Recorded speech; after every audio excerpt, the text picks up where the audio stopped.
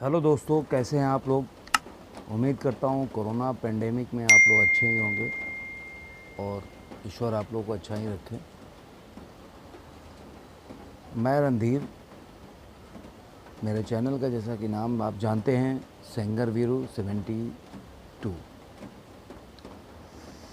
मैं एक और कहानी के साथ आपके पास आया हूँ और ये भी कहानी अपने आप में आप लोगों ने शायद सुना भी होगा, लेकिन मेरे सुनाने का अलग मकसद होता है।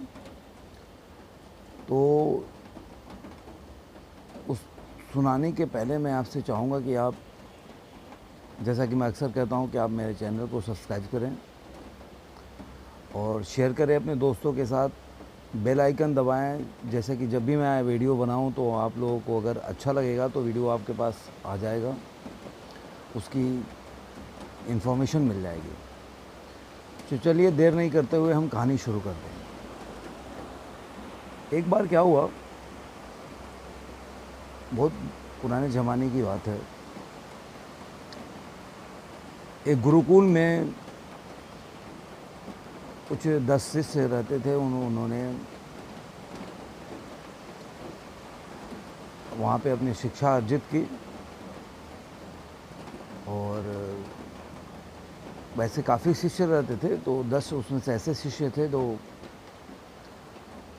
अक्सर सवाल पूछा करते थे। तो वैसे जो गुरु थे वो हमेशा किसी न किसी काम से या किसी ये प्रैक्टिकल होता है, जैसे आप आजकल स्कूल में देखते हैं, कॉलेजेस में प्रैक्टिकल के लिए जगह जगह पे लेके जाते हैं बच्चों को।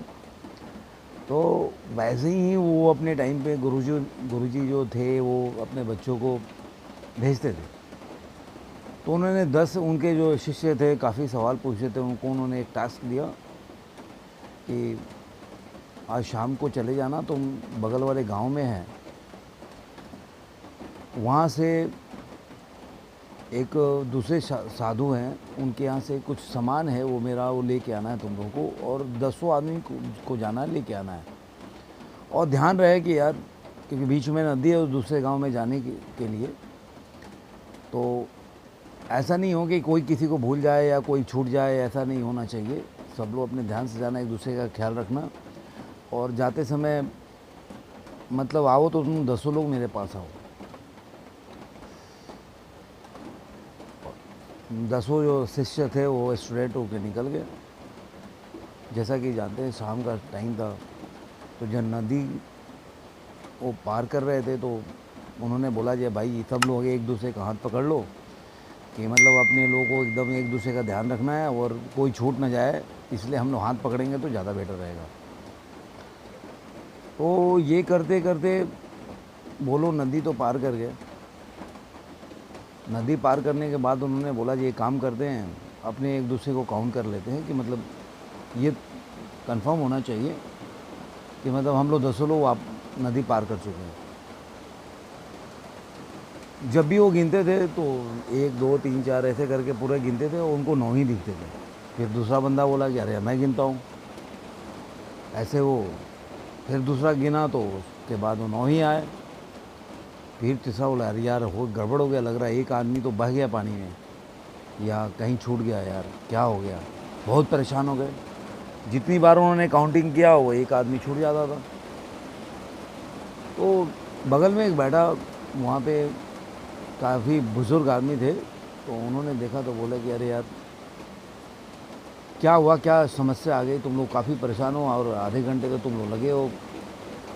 उन्होंने बोला कि यार गुरुजी, हम तो आ रहे थे वहाँ से, तो हमारे गुरुजी ने बोला था एक सामान लेने के लिए भेजा था, और बीच में नदी था, क्रॉस कर रहा था, तो हम लोग को ये देखना था कि यार हम लोग कोई पीछे छूट न जाए, इसके लिए हम लोग काउंटिंग करके चले थे। और अभी भी नदी जब पार किए उसके बाद भी हम लोग काउंटिंग कर रहे हैं, लेकिन एक आदमी नहीं छूट गया। तो जो बूढ़ा आदमी था वो देखा तो देखा कि यार तो मतलब ये वो जो बोलते हैं ना थ्योरेटिकल नॉलेज, उसको ये लोग समझ नहीं पा रहे हैं। क्योंकि वो जब देखा तो उन्होंने तो उसमें 10 ही देखा कि 10 ही लोग हैं। समस्या क्या था कि जब भी हम कोई चीज़ करते हैं ना, कोई भी ज्ञान, कोई भी बात, तो हम अपने से शुरुआत नहीं करते हैं। सबसे पहले हम तुमसे शुरुआत करते हैं। सारी समस्या का जड़ यहीं से शुरू हो जाता है। कि जब हम अपनी गलतियों को नहीं देखते, अपने से शुरुआत अपने कोई भी चीज़ों को कोई रूल बनाते हैं, अपने से शुरुआत नहीं करते, अपने को छांट के, अपने को अलग रख के हम पूरे रूल्स व रेगुलेशन बनाते हैं और सारा ज्ञान दूसरों को देते हैं, अपने लिए कोई ज्ञान नहीं रखते। तो उसने बोला कि अरे यार, बूढ़े आदमी ने बोला कि भाई चलो मैं काउंट करता हूँ, लेकिन एक शर्त है, ये काउंट ऐसे होगा ना, जिसके गाल पे चाटा मारूंगा ना जोर से, वो एक बोलेगा और वो काउंटिंग बताएगा। तो उसने जिसके जिसके गाल पे चाटा मारा, वो सब लोग 1 2 3 बोलते गए, देखे 10 तक। बोले अरे यार, हम तो सारे लोग हैं। तब उसने बताया कि तुम्हारी ज्ञान जो है तुम में अटकी हुई है। हम जब किसी को सलाह देते हैं ना, तो सबसे पहले मान लेते हैं कि मैं सलाह दे रहा हूँ तो मैं ज्ञानी हूँ, सलाह देने वाला अज्ञानी है। मतलब हम सलाह देते हैं तो मानते हैं कि वो उसके पास ज्ञान नहीं है, इसलिए हम सलाह दे रहे हैं। तो उसमें एक अहंकार सा भावना छुपा होता है कि हम जो है ज्ञान, हमारे पास ज्ञान है तभी हम सलाह दे रहे हैं। सलाह भी एक अहंकार का ही एक रूप है। तो हमारी जितनी भी समस्या होती है, कोई भी काम होता है, कोई भी जीवन की सीख होती है ना, हम अपने आप से शुरू नहीं करते।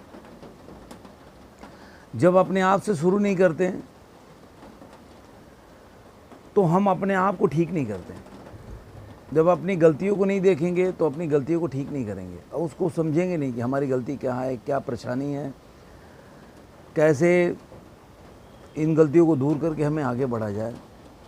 हमारा सारा जो पावर होता है, एफर्ट होता है, हम दूसरे को समझाने में कर देते हैं, तू से शुरुआत करते हैं, तो अपने को देखना भूल जाते हैं। तो एक छोटी सी कहानी थी, मैं इसलिए बताया कि मतलब जब भी किसी को आप ज्ञान देने जाएं, कोई भी समस्या को आप देखने जाएं, मैं अक्सर बोलता हूं अपनी ज़िंदगी को ठीक करने के लिए अपने से शुरुआत कीजिए, अपनी गलतियों को देखिए, अपने मिस्टेक्स को ठीक कीजिए। जब आप अपने मिस्टेक्स को, सब लोग करेंगे ना, वो भी जो तू बोल रहे हैं ना, जिसके लिए आप तू बोल रहे हैं या तुम बोल रहे हैं ना, वो भी अगर अपने से देखेगा ना, तो पूरे लोग अपने को ठीक कर सकते हैं। और अगर कोई भी तू से शुरू करेगा ना, तो कोई भी आदमी किसी को भी तुम से बोलोगे तू ठीक हो जा, तो वो तुमको बोलेगा, वो अपने को ठीक नहीं करेगा। तो अपने से शुरुआत करने से होगा, क्योंकि सारे लोग अपने जीवन को ठीक कर सकते हैं, अपने मिस्टेक्स, अपनी गलतियों को सुधार सकते हैं, समझ सकते हैं कि कैसे उसको ठीक कर सकते हैं। तुम की जहाँ से यात्रा शुरू होती है ना, वो अहंकार से शुरू होती है। और उसमें क्या होता है कि सारे लोग ना, आपने आज तक ना किसी की सलाह माना है कि कोई आपकी सलाह मानेगा। पिताजी आपकी सलाह देते रहे, आपकी माँ सलाह दी, आपके गुरुजी ने सलाह दिया, आपके बड़ों ने आपको सलाह दिया, आपने उनकी कितनी सलाह को माना है? अपने बड़ों के कितने सलाह को आपने माना है? कितने अपने जीवन में उसको उतारा है? नहीं उतारा है ना आपने। तो आपकी सलाह लोगों को क्यों मानना चाहिए?